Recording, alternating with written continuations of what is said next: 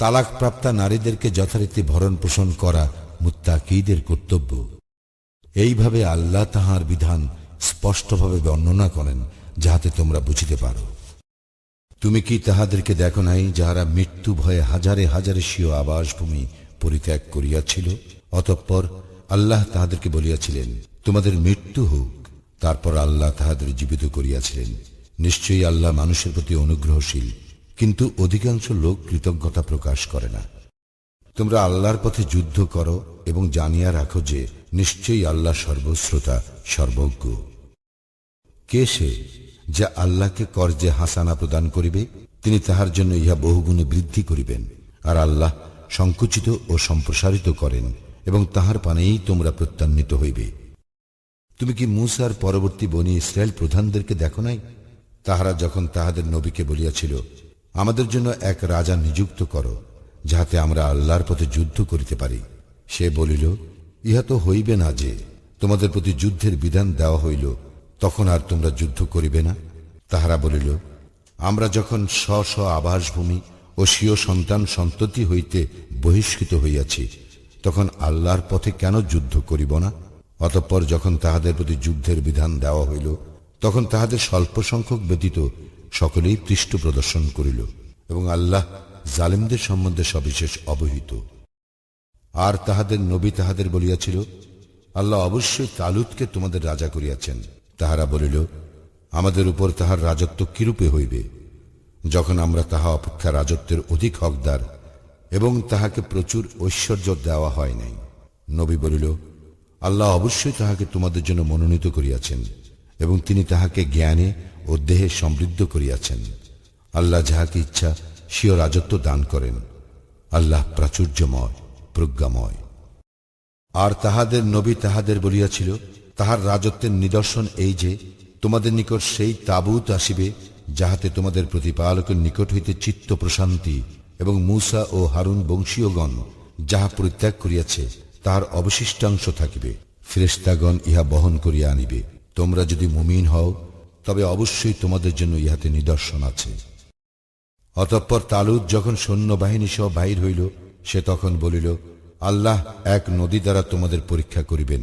যে কেউ উহা হইতে পান করিবে, সে আমার দলভুক্ত নহে, আর যে কেউ উহার স্বাদ গ্রহণ করিবে না, সে আমার দলভুক্ত। ইহা ছাড়া যে কেউ তাহার হস্তে এক কোষ পানি গ্রহণ করিবে, সেও। অতঃপর অল্প সংখ্যক ব্যতীত তাহারা উহা হইতে পান করিল। সে এবং তাহার সঙ্গে ইমানদারগণ যখন উহা অতিক্রম করিল, তখন তাহারা বলিল, জালুত ও তাহার সৈন্যবাহিনীর বিরুদ্ধে যুদ্ধ করার মতো শক্তি আজ আমাদের নাই। কিন্তু যাহাদের প্রত্যয় ছিল আল্লাহর সঙ্গে তাহাদের সাক্ষাৎ ঘটিবে, তাহারা বলিল, আল্লাহর হুকুমে কত ক্ষুদ্র দল কত বৃহৎ দলকে পরাভূত করিয়াছে। আল্লাহ ধৈর্যশীলদের সঙ্গে আছেন। তাহারা যখন যুদ্ধার্থে জালুত ও তাহার সৈন্যবাহিনীর সম্মুখীন হইল, তখন তাহারা বলিল, হে আমাদের প্রতিপালক, আমাদেরকে ধৈর্য দান করো, আমাদের পা অবিচলিত রাখো এবং কাফির সম্প্রদায়ের বিরুদ্ধে আমাদেরকে সাহায্য দান করো। সুতরাং তাহারা আল্লাহর হুকুমে উহাদের পরাভূত করিল। দাউদ জালুতকে সংহার করিল। আল্লাহ তাহাকে রাজত্ব ও হিকমত দান করিলেন, এবং যাহা তিনি ইচ্ছা করিলেন তাহা তাহাকে শিক্ষা দিলেন। আল্লাহ যদি মানব জাতির এক দলকে অন্য দল দ্বারা প্রতিহত না করিতেন, তবে পৃথিবী বিপর্যস্ত হইয়া যাইত। কিন্তু আল্লাহ জগৎসমূহের প্রতি অনুগ্রহশীল। এই সকল আল্লাহর আয়াত আমি তোমার নিকট উহা যথাযথভাবে তিলাওয়াত করিতেছি, আর নিশ্চয়ই তুমি রাসূলগণের অন্তর্ভুক্ত। এই রাসূলগণ তাহাদের মধ্যে কাহাকেও কাহারও উপর শ্রেষ্ঠত্ব দিয়াছি। তাহাদের মধ্যে এমন কেহ রইয়াছে যাহার সঙ্গে আল্লাহ কথা বলিয়াছেন, আবার কাহাকেও উচ্চ মর্যাদায় উন্নীত করিয়াছেন। মারিয়াম তনয় ঈসাকে স্পষ্ট প্রমাণ প্রদান করিয়াছি ও পবিত্র আত্মা দ্বারা তাহাকে শক্তিশালী করিয়াছি। আল্লাহ ইচ্ছা করিলে তাহাদের পরবর্তীরা তাহাদের নিকটে স্পষ্ট প্রমাণ সমাগত হওয়ার পরও পারস্পরিক যুদ্ধ বিগ্রহে লিপ্ত হইত না, কিন্তু তাহাদের মধ্যে মতভেদ ঘটিল। ফলে তাহাদের কিছু সংখ্যক ঈমান আনিল এবং কিছু সংখ্যক কুফরি করিল। আল্লাহ ইচ্ছা করিলে তাহারা পারস্পরিক যুদ্ধ বিগ্রহে লিপ্ত হইত না, কিন্তু আল্লাহ যাহা ইচ্ছা তাহা করেন। হে মুমিনগণ, আমি যাহা তোমাদেরকে দিয়াছি তাহা হইতে তোমরা ব্যয় করো। সেই দিন আসিবার পূর্বে যেদিন ক্রয় বিক্রয়, বন্ধুত্ব ও সুপারিশ থাকিবে না এবং কাফিররাই জালিম। আল্লাহ, তিনি ব্যতীত কোনো ইলাহ নাই। তিনি চিরঞ্জীব, সর্বসত্তার ধারক। তাহাকে তন্দ্রা অথবা নিদ্রায় স্পর্শ করে না। আকাশ ও পৃথিবীতে যাহা কিছু আছে সমস্ত তাহারই। কে সে যে তাহার অনুমতি ব্যতীত তাহার নিকট সুপারিশ করিবে? তাহাদের সম্মুখে ও পশ্চাতে যাহা কিছু আছে তাহা তিনি অবগত। যাহা তিনি ইচ্ছা করেন তদ্ব্যতীত তাহার জ্ঞানের কিছুই তাহারা আয়ত্ত করিতে পারে না। তাহার কুরসি আকাশ ও পৃথিবীময় পরিব্যাপ্ত। ইহাদের রক্ষণাবেক্ষণ তাহাকে ক্লান্ত করে না। আর তিনি মহান, শ্রেষ্ঠ। দিন গ্রহণে জোর জবরদস্তি নাই। সত্য পথ ভ্রান্ত পথ হইতে সুস্পষ্ট হইয়াছে।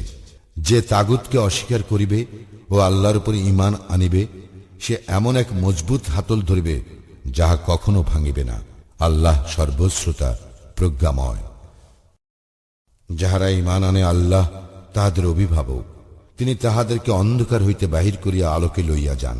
আর যাহারা কুফরি করে তাগুত তাহাদের অভিভাবক।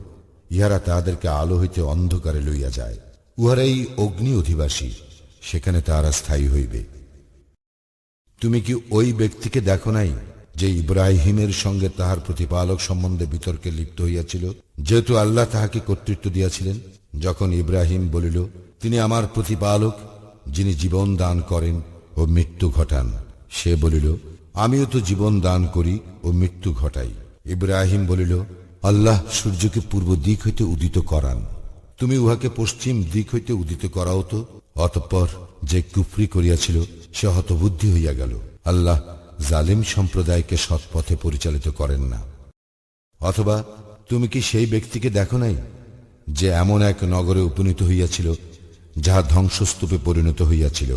সে বলিল, মৃত্যুর পর কিরূপে আল্লাহ ইহাকে জীবিত করিবেন? তৎপর আল্লাহ তাহাকে 100 বৎসর মৃত রাখিলেন, পরে তাহাকে পুনর্জীবিত করিলেন। আল্লাহ বলিলেন, তুমি কতকাল অবস্থান করিলে? সে বলিল, 1 দিন অথবা 1 দিনেরও কিছু কম অবস্থান করিয়াছি। তিনি বলিলেন, না, বরং তুমি 100 বৎসর অবস্থান করিয়াছ। তোমার খাদ্য সামগ্রী ও পানীয় বস্তুর প্রতি লক্ষ্য করো, উহা অবিকৃত রহিয়াছে, এবং তোমার গর্ধবটির প্রতি লক্ষ্য করো, কারণ তোমাকে মানব জাতির জন্য নিদর্শন স্বরূপ করিব। আর অস্থিগুলির প্রতি লক্ষ্য করো, কিভাবে সেইগুলিকে সংযোজিত করি এবং গোশত দ্বারা ঢাকিয়া দেই।